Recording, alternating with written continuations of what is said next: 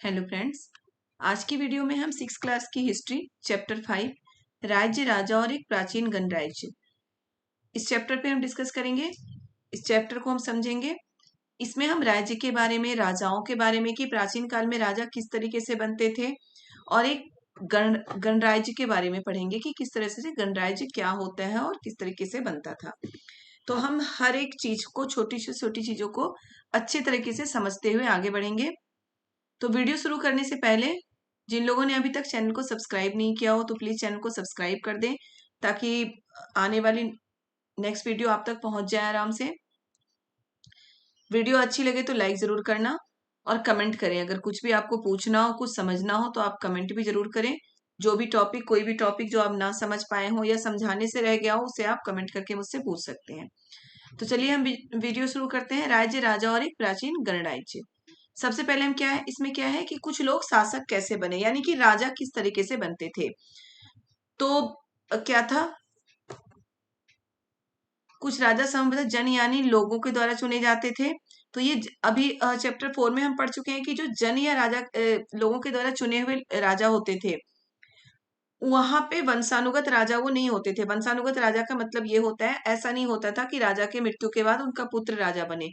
वो क्या होता था कि जो उनका कबीला मान लो या गांव में जो सबसे ज्ञानी व्यक्ति हो या समझदार व्यक्ति हो उनको राजा बना दिया जाता था। तो ये वैसे राजा नहीं है जिनके बारे में हम पढ़ते हैं, ठीक है। ये कुछ अलग थे। और उस मतलब कुछ अलग क्या, ये वैसे राजा होते थे जो जनता के द्वारा चुने होते थे और जरूरी नहीं कि उसके बाद उनका बेटा ही राजा चुना जाए, ठीक है। और इसमें देखिए कि कुछ लोग क्या होता था, कुछ लोग बड़े बड़े यज्ञों को आयोजित कर राजा के रूप में प्रतिष्ठित हो गए थे। अब धीरे धीरे फिर बाद में क्या होने लगा कि बड़े बड़े यज्ञों को आयोजित कर लोग राजा के रूप में प्रतिष्ठित हो गए। जैसे कि अश्वमेघ यज्ञ। एक अश्वमेघ यज्ञ का नाम आप लोगों ने सुना होगा कि अश्वमेघ यज्ञ करके वो अपने आप को राजा घोषित करते थे। जो पंडित थे, ये थे, वो व्यक्ति को राजा घोषित कर देते थे। अश्वमेध यज्ञ में क्या होता था, एक घोड़े को राजा के लोगों की देखरेख में स्वतंत्र विचरण करने के लिए छोड़ दिया जाता था। और वो घोड़ा जिस राज्य तक, जहां तक वो घोड़ा जाता था और दूसरे राजा ने उसे रोका तो वहां अश्वमेध यज्ञ करने वाले राजा की लड़ाई करनी पड़ती थी उसे। और अगर नहीं रोका है तो उस ऐसा माना जाता था कि वो राज्य, उस राजा मतलब जिस जिस राज्य से वो घोड़ा गुजर रहा था, ऐसा माना जाता है कि वो राज्य के राजा अश्वमेध यज्ञ करने वाले राजा की अधीनता स्वीकार कर चुके हैं, ठीक है। अब इससे क्वेश्चन, ये तो अश्वमेध यज्ञ के बारे में मैं आपको थोड़ा सा बता रही थी कि क्या होता है अश्वमेध यज्ञ क्या होता था। अश्वमेध यज्ञ करके लोग राजा बनते थे। अब इसके जो क्वेश्चन आ सकते हैं या आते हैं वो क्या है, यज्ञ में आमंत्रित सभी राजा इसके लिए राजा के लिए उपहार लाते थे। यज्ञ में आमंत्रित यानी कि जिनको न्योता दिया जाता था, वो लोग कौन होते थे, वो सारे लोग होते थे राजा जिनके जिनके राज्य से अश्वमेध यज्ञ का घोड़ा गुजरता था। वो सारे राजा इनके लिए यज्ञ में आमंत्रित होते थे, उन्हें यज्ञ में बुलाया जाता था और वो क्या करते थे, राजा के लिए उपहार लाते थे। ये क्वेश्चन एक बार आ चुका है कि ये जो यज्ञ में आमंत्रित लोग हैं वो राजा के लिए क्या करते थे, या फिर अश्वमेध यज्ञ की विशेषता क्या है, ठीक है। तो इसके पॉइंट आप अच्छे से याद करिए कि पहला क्या था, यज्ञ में आमंत्रित सभी राजा के लिए उपहार लाते थे। इन सभी आयोजनों में राजा का मुख्य स्थान होता था, उसे राज सिंहासन या बाघ की खाल के एक विशेष आसन पर बिठाया जाता था। युद्ध क्षेत्र में राजा का सारथी ही उसका सहचर होता था। यज्ञ के अवसर पर वह राजा की विजयों या अन्य गुणों का गान करता था, ठीक है। राजा के सगे संबंधी, खासकर उसकी रानी और पुत्रों को भी कई छोटे छोटे अनुष्ठान करने पड़ते थे। राजा के ऊपर पुरोहित पवित्र जल का छिड़काव करते थे, ठीक है। क्या था, राजा के ऊपर पुरोहित पवित्र जल का छिड़काव करते थे। विष अथवा वैश्य जैसे सामान्य लोग उपहार लाते थे जिन्हें पुरोहित शूद्र मानते थे, उन्हें कोई अनुष्ठान में शामिल नहीं किया जाता था। तो अश्वमेध की एक की विशेषता कि कोई भी पॉइंट अगर इससे पूछ लिया जाए, कैसे भी पूछ लिया जाए, आप इसको आराम से इस अश्वमेध यज्ञ से रिलेटेड क्वेश्चन आप कर सकते हैं। तो अब मैं आपको बताती हूँ इसकी विशेषता। अभी तो मैं पढ़ के सुना रही थी। अगर ये आ जाता है अश्वमेध की ये विशेषता, तो पॉइंट वाइज आप नोट्स बनाएंगे। पहला क्या था, यज्ञ में जितने भी आमंत्रित लोग होते हैं वो राजा के लिए क्या करते हैं, उपहार लाते हैं, ठीक है, उपहार लाते थे। दूसरा क्या था, राजा को राज सिंहासन पे या बाघ की छाल के विशेष आसन पे बिठाया जाता है। तीसरा पॉइंट, युद्ध क्षेत्र में राजा का सारथी उसका सहचर होता है, यानी कि साथ हमेशा सारथी ही होता है। तो यज्ञ के समय क्या होता था, सारथी राजा के विजयों और अन्य गुणों का गान करते हैं। कि उस समय क्या होता था, सारथी का क्या काम क्या था यज्ञ के समय, कि राजा के विजय मतलब विजय जहां जहां हासिल किया है उसके बारे में लोगों को बताना और उनके अन्य गुणों का गान करना, उनके बारे में सारथी बताते थे। क्योंकि सारथी युद्ध में हमेशा राजा के साथ होते हैं। ठीक है। अब पुरोहितों का क्या काम था, पुरोहित क्या करते थे, राजा के ऊपर पवित्र जल का छिड़काव करते थे, और जो राजा की रानियां या पुत्र होते थे वो छोटे छोटे अनुष्ठान करते थे। अब कौन कौन यहाँ पे विष अथवा वैश्य, जैसे विष को ही वैश्य बोला गया है, जैसे सामान्य लोग उपहार लाते थे। उपहार लाने वाले ये लोग थे, एक तो वैसे राजा जो उनकी अधीनता स्वीकार कर लेते थे, और दूसरा विष अथवा वैश्य जैसे सामान्य लोग राजा के लिए उपहार लाते थे। शूद्र, पुरोहित जिसे शूद्र मानते थे, उन्हें कई अनुष्ठानों में शामिल नहीं किया जाता था। ठीक है, जो शूद्र होते थे उन्हें किसी भी अनुष्ठान में शामिल नहीं किया जाता था। तो बेटा अगर ये पॉइंट्स आप अच्छे से समझ लें, रटने की तो बिल्कुल भी जरूरत नहीं है, तो आप बहुत अच्छे से इससे रिलेटेड कोई भी क्वेश्चन आएगा अश्वमेध यज्ञ से रिलेटेड तो आप कर सकते हैं। कि अश्वमेध यज्ञ करके पहले के समय में खुद को राजा घोषित किया जाता था। अश्व और जो पॉइंट मैंने आपको बताया है कि यज्ञ में जो आमंत्रित राजा होते थे, आमंत्रित राजा कौन होते थे, जो राजा की अधीनता स्वीकार करते थे, वो उपहार लाते थे। विष अथवा वैश्य भी उपहार लाते थे। शूद्रों को किसी भी अनुष्ठान में शामिल नहीं किया जाता था। अब पवित्र जल का छिड़काव कौन करेगा, पंडित ही करेंगे। तो वही था कि पंडित राजा के ऊपर पवित्र जल का छिड़काव करते थे, है ना, पुरोहित और पंडित राजा के ऊपर पवित्र जल का छिड़काव करते थे। अब राजा अगर युद्ध में विजय हासिल करता है तो उसका गुणगान कौन कर सकता है, तो उनका सारथी ही तो कर सकता है, जो उनका रथ लेके जाता है। उस हमेशा उनके साथ उनका सारथी होता है युद्ध क्षेत्र में, तो सारथी उनके गुणों का और विजयों का गुणगान करते थे। ठीक है। अब ये सारे पॉइंट बहुत अच्छे से इसको याद करने की भी जरूरत नहीं है, आप समझ के बस कर सकते हैं। अब देखिए है वर्ण, वर्ण व्यवस्था क्या थी उस समय की। उस समय भारत में खासकर गंगा यमुना के क्षेत्र में कई ग्रंथ रचे गए थे। ऋग्वेद में पिछले चैप्टर में आपको बता चुकी हूँ ऋग्वेद के बारे में बहुत ही अच्छे से। तो यहाँ पे जो वर्ण व्यवस्था थी, पुरोहितों ने लोगों को 4 वर्गों में विभाजित किया था, जिन्हें वर्ण कहते हैं। वर्ण और जाति याद रखिएगा, ये दो चीजें अलग हैं। वर्ण और जाति अलग है, जाति व्यवस्था बाद में बनाया गया है, वर्ण को ही क्या किया गया, जातियों में कन्वर्ट कर दिया गया।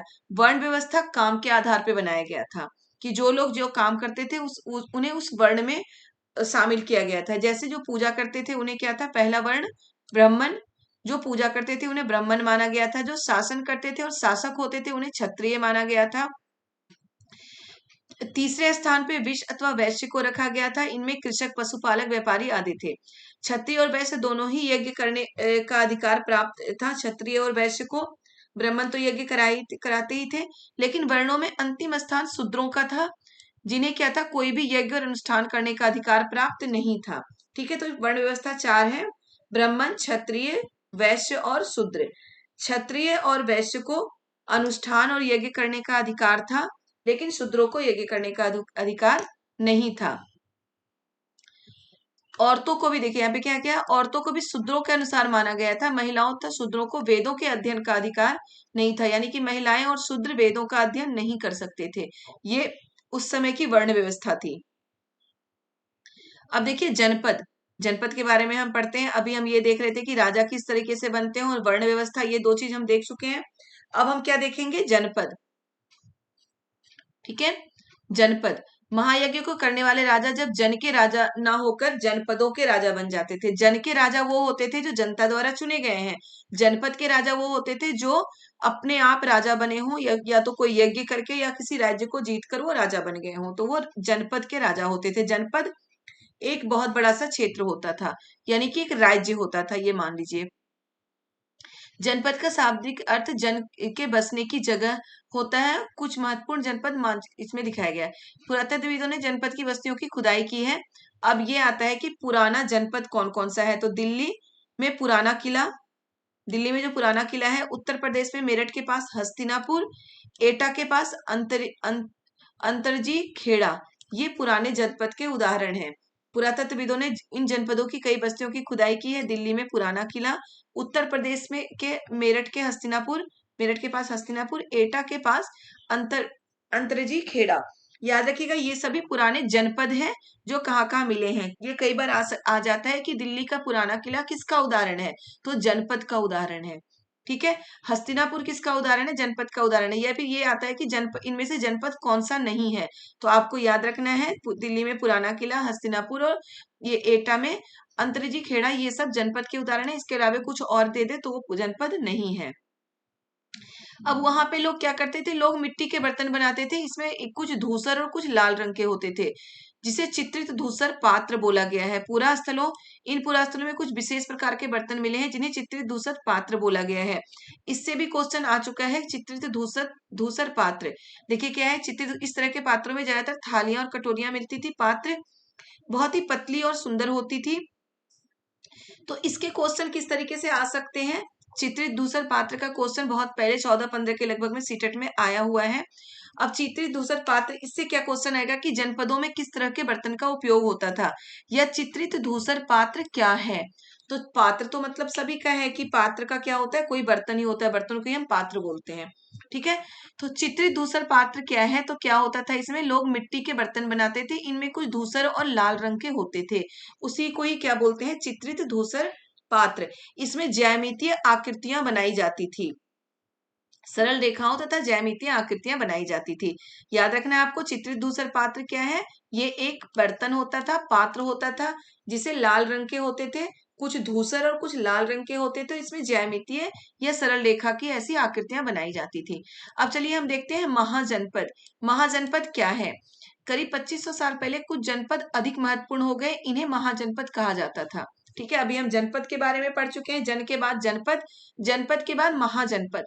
महाजनपद क्या होता था, जो बहुत ज्यादा महत्वपूर्ण, कुछ जनपद क्या होता है बहुत अधिक महत्वपूर्ण हो गए, उन्हें क्या बोला गया था, महाजनपद। धीरे धीरे डेवलप हुआ है कोई भी चीजें, तो वैसे ही हम इसमें पढ़ते जाएंगे। महाजनपद बोला गया है जब जनपद बहुत ज्यादा महत्वपूर्ण हो गया। अब क्या है, अधिकतर महाजनपदों की एक राजधानी होती थी। ठीक है, महाजनपदों में क्या होता है, एक राजधानी होती थी, राजधानियों में किलेबंदी की जाती थी, उनके महाजनपदों में किलेबंदी की जाती थी। याद रखिएगा, जन और जनपद, इस समय जो है जन के राजा या जनपद जो होते थे उस समय किलेबंदी नहीं होती थी। ठीक है, तो लेकिन महाजनपद में क्या होता है, किलेबंदी की जाती थी। किलेबंदी का मतलब क्या है, उसके चारों ओर लकड़ी, ईंट या पत्थर की ऊंची दीवारें बनाई जाती थी। अब इससे अगर ये क्वेश्चन पूछ लिया जाए कि महाजनपद की विशेषता क्या नहीं है, इसमें ये आ सकता है कि महाजनपद, ये क्या कहते हैं उसको, महाजनपद, कोई जनपद बहुत अधिक महत्वपूर्ण हो जाए तो वो महाजनपद कहलाता था, सही है। जनपदों की एक राजधानी होती थी, ये भी सही है। जनपदों में ईंट या पत्थर जैसी, ईंट और पत्थर, सिर्फ ईंट और पत्थर की ये दीवारें बनाई जाती थी, या फिर किलेबंदी की जाती थी सिर्फ ईंट और पत्थर की। या फिर ये चौथा ऑप्शन आपका ये आ सकता है कि जनपदों की किलेबंदी लकड़ी, ईंट या पत्थर की जाती थी। तो किस चीज से की जाती थी, हमारा तीसरा ऑप्शन इसमें गलत होगा, चौथा ऑप्शन सही होगा कि जनपदों की जो किलेबंदी है लकड़ी, ईंट या पत्थर से की जाती थी। बेटा अभी जो सीटेट में आप क्वेश्चन आते हैं वो बिल्कुल कंफ्यूज करने वाले होते हैं। आप अगर पढ़ोगे तो ईंट और पत्थर तो हमने पढ़ा है, तो बिल्कुल ये भी सही होगा। हमें यही लगता है कि लकड़ी से कौन दीवार बनाएगा, लेकिन ऐसा होता था कि जनपदों में लकड़ी से भी किलेबंदी की जाती थी, ऊंची ऊंची दीवारें बनाई जाती थी। तो ये पॉइंट आप सभी में, इसलिए मैं बार बार बोलती हूँ, पॉइंट बना के लिखिए, नोट्स तैयार करते जाइए, ताकि आप एक बार उसे पढ़ें। लिखने से हमें बहुत सारी चीजें याद रहती हैं, आप लिखेंगे उतने में ही। आपको एक बार वीडियो देखिए, 2 बार वीडियो देखिए, नोट्स बनाइए, एक बार वीडियो पूरे अच्छे से सुनिए, दूसरे बार में नोट्स बनाते हुए सुनिए, उसके बाद नोट्स पढ़ के फिर से वीडियो देखिए, आप एक एक क्वेश्चन के आंसर अपने आप करते जाओगे। ठीक है, अब देखिए महाजनपद के कुछ नगर, महाजनपद के जो कुछ नगर हैं वो इसमें दिए गए हैं, तो ये आप देख सकते हैं। महाजनपद के कुछ नगर, उज्जैन है, तक्षशिला, ये सारे महाजनपद के नगर हैं, तो इसमें आप देख सकते हैं महाजनपद के नगर। अब देखिए इसमें क्या है कि महाजनपद के समय अब राजा सेना रखने लगे। महाजनपद में जब किलेबंदी होने लगी और एक राजधानी होने लगी, किलेबंदी होने लगी, तो राजा सेना रखेंगे। राजा क्या हुआ, अब सेना रखने लगे। अब अगर वो सेना रख रहे हैं तो उन्हें उन सेना को देने के लिए सैलरी भी चाहिए होगी, वेतन चाहिए होगी। तो इस कारण क्या होता था, अब कर की व्यवस्था शुरू हो गई कि लोगों से कर, टैक्स इकट्ठा करने लगे। वो लोगों से राजा टैक्स इकट्ठा करने लगे, कहा, कब, महाजनपद में। ठीक है, क्योंकि वो किलेबंदी करते थे, किला बनाते थे, उनकी एक राजधानी होती थी। अब राजा सेना रखने लगे थे, तो सेना जब रखने लगेंगे तो उन्हें वेतन देने की आवश्यकता होगी, तो वेतनों के लिए उन्हें कर लेना पड़ता था अपनी जनता से। तो इस प्रकार क्या हुआ, कर की परंपरा शुरू हुई। कुछ भुगतान संभवतः आहत सिक्कों से किया जाता था। इन सिक्कों के बारे में हम नेक्स्ट अगले वीडियो में पढ़ेंगे। आहत सिक्के क्या होता है, उसे मतलब कि सिक्का बनाया जाता था। सबसे पहला सिक्का है आहत सिक्का, याद रखिएगा। सबसे पहला जो सिक्का है या वो आहत सिक्का होता था, उसे किसी चीज से दबा के सिक्का बनाया जाता था, धातु से, तो उसे आहत सिक्का बोला गया है। अब देखिए कर, अभी मैं ऊपर बता चुकी हूँ कि आपको कि जनपद में जब महाजनपद में जब सेना रखने लगे थे तो उन्हें सैलरी देने के लिए कर की आवश्यकता होती थी। तो कर, आगे कर आ गया कि कर कहाँ कहाँ ली जाती थी। फसलों पर कर लगाया जाता था। महाजनपदों के राजा विशाल किले बनवाते थे और बड़ी सेना रखते थे। देखिए, अब महाजनपदों के राजा लोगों द्वारा समय समय पर लाए गए उपहारों पर निर्भर न रहकर अब नियमित रूप से कर वसूलने लगे, क्योंकि उपहार तो कभी कभी ही मिल सकता है, जरूरी नहीं कि उपहार ज्यादा मिलेगा या हमेशा मिलता है। अब वो क्या करने लगे, नियमित रूप से कर वसूलने लगे महाजनपद के राजा। याद रखिएगा, जो एक एक पॉइंट में बोल रही हूँ अच्छे से सुनिए बेटा, कहीं से भी कोई क्वेश्चन आ सकता है। महाजनपद के राजा नियमित रूप से कर वसूलने लगे। कर किन किन चीजों पे लगा हुआ था, फसलों पे। क्या है, प्राय उपज का मतलब कि छठवां हिस्सा कर के रूप में निर्धारित किया जाता था। उपज का कितना हिस्सा निर्धारित किया जाता था, छठवां हिस्सा कर के रूप में निर्धारित किया जाता था। कारीगरों के ऊपर भी कर लगाए गए थे, कारीगर के ऊपर कर लगाए जाते थे। और ये कारीगर किस तरह से कर चुकाते थे, वो कुछ पैसे या कुछ बनाई हुई चीज नहीं देते थे। वो क्या करते थे, श्रम के रूप में कर चुकाते थे। जैसे बुनकर, लोहार या सुनार राजा राजा के लिए महीने में एक दिन काम करते थे, मतलब वो राजा के लिए काम करके कर चुकाते थे।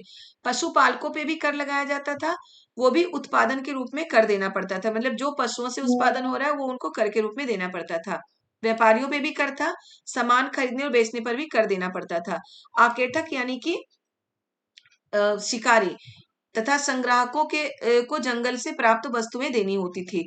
ये सारी चीजों पे कर लगाया गया था महाजनपद में। फसलों पे, कारीगरों पे, पशुपालकों पे, व्यापारियों पे, आखेटक यानी कि आखेटक था संग्राहक पे, यानी कि शिकारी और संग्राहक पे भी कर लगाया गया था। और इसमें आपको थोड़ा सा ये भी ध्यान देना है, फसलों पे कर लगाया गया था तो फसल का छठवां हिस्सा कर के रूप में लिया जाता था। कारीगरों पे कर लगाया गया था, तो कारीगर पे कर किस तरह से लगाया गया था कि वो महीने में एक दिन राजा के लिए काम करेंगे, ये था कारीगरों पे कर। पशुपालकों को भी उत्पादन के रूप में कर देना होता था। व्यापारियों को खरीद बिक्री पे कर लगा था। आखेटक और संग्राहक को जो वो शिकार करते थे या जो संग्रह करते थे जंगलों से वो चीजें, उसमें से कुछ वस्तुएं राजा को कर के रूप में देना पड़ता था। तो ये तो महाजनपद के कर हैं। अब कृषि में परिवर्तन क्या हुआ, कृषि में परिवर्तन आया उस समय। कृषि में क्या परिवर्तन आया, इससे पहले हम पढ़ चुके हैं। हड़प्पा संस्कृति का भी मैं आपको बता चुकी हूँ। तो उसमें क्या था, जो हल जिससे खेतों की जुताई होती है, वो किस चीज के बनाए गए थे उसमें, लकड़ी के बनाए गए थे हल। आप पढ़ चुके हो, हल लकड़ी के बनाए गए थे। और जनपद के समय भी हल लकड़ी के बनाए गए थे, लेकिन महाजनपद के समय क्या हुआ था, हल के फाल अब लोहे के बनने लगे। हल के फाल जो हल में नीचे होता है जिससे मिट्टी की कुड़ाई होती है, वो अब लोहे के बनने लगे।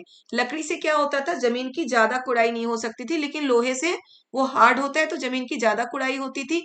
इससे फसल अच्छी होने लगी, फसल की उपज बढ़ गई। तो किसानों को अब टैक्स देने में थोड़ी आसानी हुई। तो पहला तो ये था कि जमीन का ये हल का जो फाल था वो किस चीज से बनने लगा, लोहे से बनने लगा, जिससे जमीन की लकड़ी की फाल तुलना में फाल आसानी से जोता जा सकता था, मतलब खेतों को आसानी से जोता जा सकता था। फसल की उपज बढ़ गई। धान के पौधों का रोपण शुरू हो गया। धान के पौधों को जैसे अभी भी हम देखते हैं, धान के पौधे रोपण विधि से लगाए जाते हैं।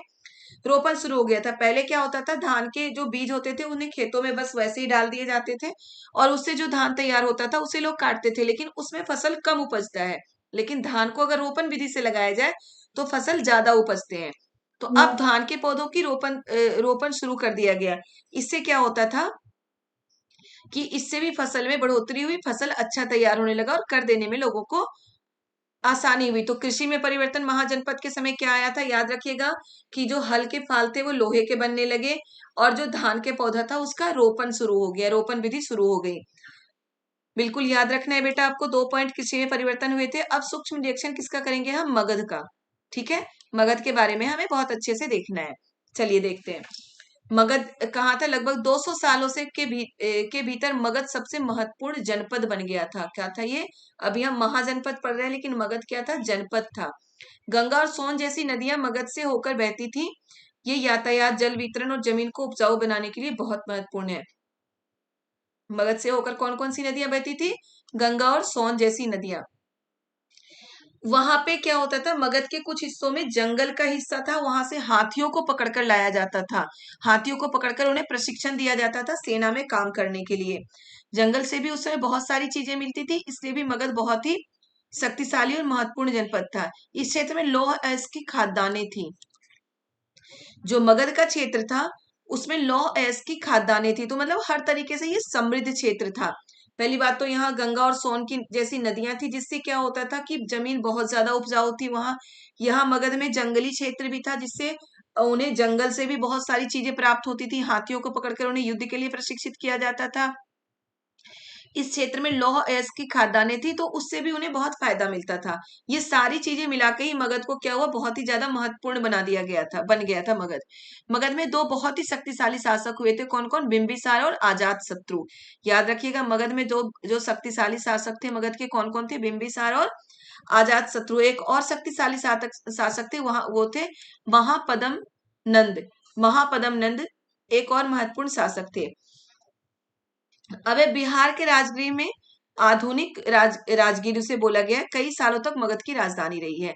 मगध की राजधानी कहाँ थी? बिहार की राजगीर, जिसे अभी क्या बोला जाता है? राजगीर। ठीक है, कई सालों तक मगध की राजधानी रही है। बाद में पाटलिपुत्र को राजधानी बना दिया गया। तो ये क्वेश्चन भी आ सकता है कि मगध की राजधानी पहले कहाँ थी और बाद में कहाँ हुई? तो पहले बिहार की राजगीर में थी, राजगीर में।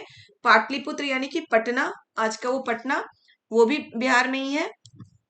बाद में राजगीर से राजधानी को, मगध की राजधानी को हटा के कहाँ बनाया गया था? पटना। तो मगध की विशेषता, मगध जनपद की विशेषता देखिए क्या क्या है। मगध में गंगा और मतलब कि बहुत ही महत्वपूर्ण जनपद था। याद रखिएगा, महाजनपद अभी हम ऊपर पढ़ चुके हैं, लेकिन मगध क्या था? जनपद। गंगा और सोन जैसी नदियों के कारण बहुत उपजाऊ क्षेत्र थे यहाँ के, मिट्टियां बहुत उपजाऊ थी।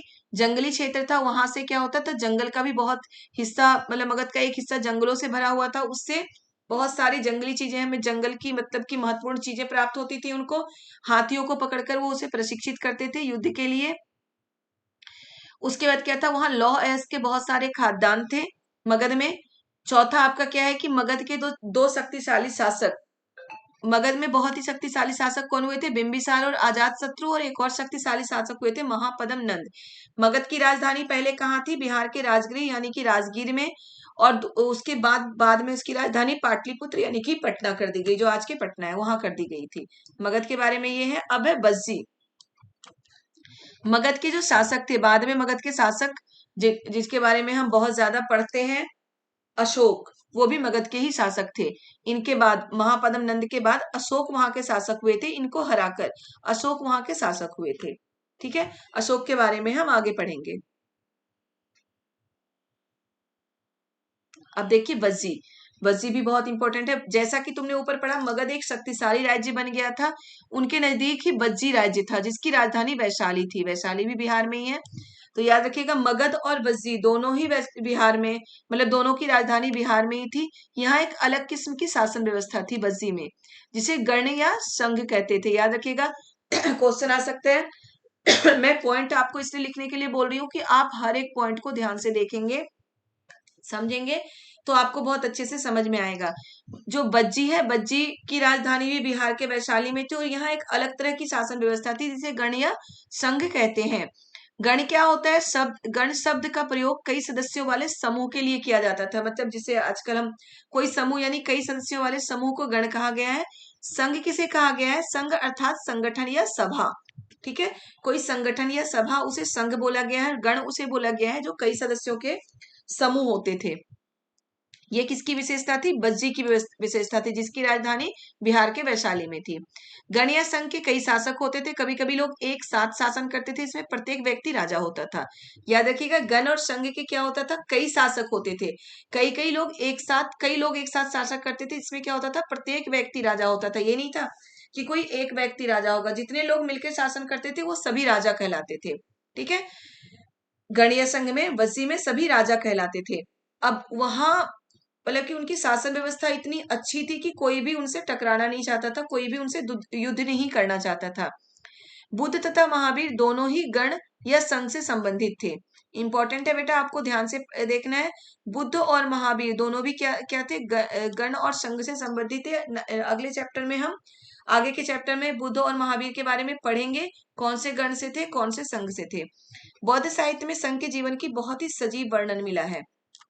यहाँ पे देखिए एक छोटी सी स्टोरी है कि आजाद शत्रु और वज्जी संघ, आजाद शत्रु वज्जी संघ पर आक्रमण करना चाहता था। फिर वो कहाँ गया, बुद्ध के पास गया ये पूछने के लिए कि क्या हम वहां पे वज्जी पे आक्रमण कर सकते हैं। तो बुद्ध ने उनसे पूछा कि क्या वो नियमित रूप से सभाएं करते हैं। आपको याद रखना है कि वज्जी में क्या होता था, नियमित रूप से सभाएं करते थे, आपस में मिलजुल कर काम करते थे, पारंपरिक नियमों का पालन करते थे, बड़ों का सम्मान और समर्थन और उनकी बातों का ध्यान रखते थे। तो बेटा अभी भी आपको बताया गया है कि अगर हम मिलजुल के रहेंगे, बड़ों का सम्मान करेंगे, बड़ों की बातों को मानेंगे तो हमें कोई हरा नहीं सकता और हम हर जगह सफल होते हैं। और यही सारी चीजें कहाँ पे थी, वज्जी में थी।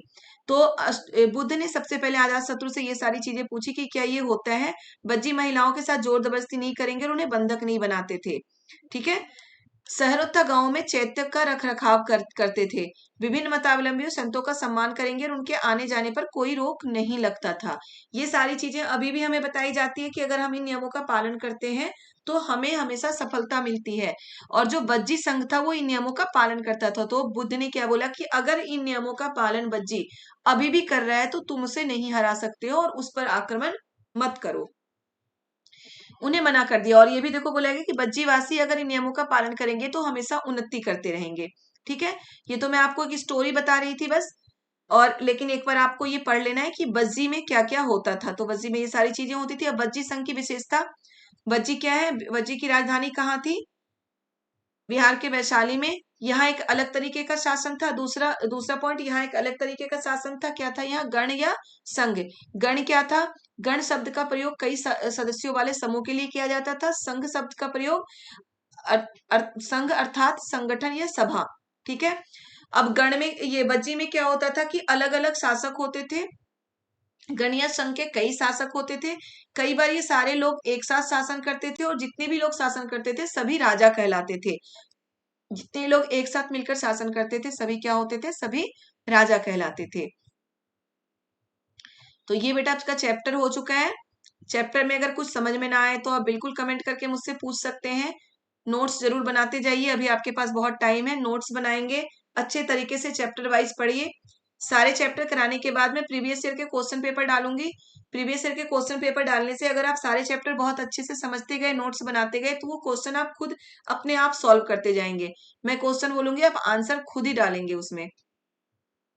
तो चलिए चैप्टर फिनिश हो चुका है, चैप्टर हो चुका है आपका चैप्टर 5। वीडियो को लाइक जरूर करिएगा, पसंद आए तो वीडियो को लाइक करिए, चैनल को सब्सक्राइब करिए और नेक्स्ट वीडियो में जल्दी ही डाल दूंगी। तो नेक्स्ट वीडियो के लिए आप तैयार रहिए। वीडियो को लाइक और शेयर जरूर करिए, अच्छा लगे तो कमेंट करिए। जो भी आपको इसमें कुछ समझ में ना आए तो वो समझने के लिए भी आप कमेंट में करके पूछ सकते हैं। कोई भी पॉइंट आपको समझ में ना आए तो आप कमेंट करिए। नेक्स्ट वीडियो में मैं स्टार्ट करने से पहले वो पॉइंट आपका क्लियर करूंगी, तब वीडियो स्टार्ट करूंगी। चैनल को जिन्होंने अभी तक सब्सक्राइब नहीं किया है वो चैनल को सब्सक्राइब जरूर कर दें ताकि नेक्स्ट वीडियो आप तक पहुंच जाए। ओके बच्चों, बाय बाय।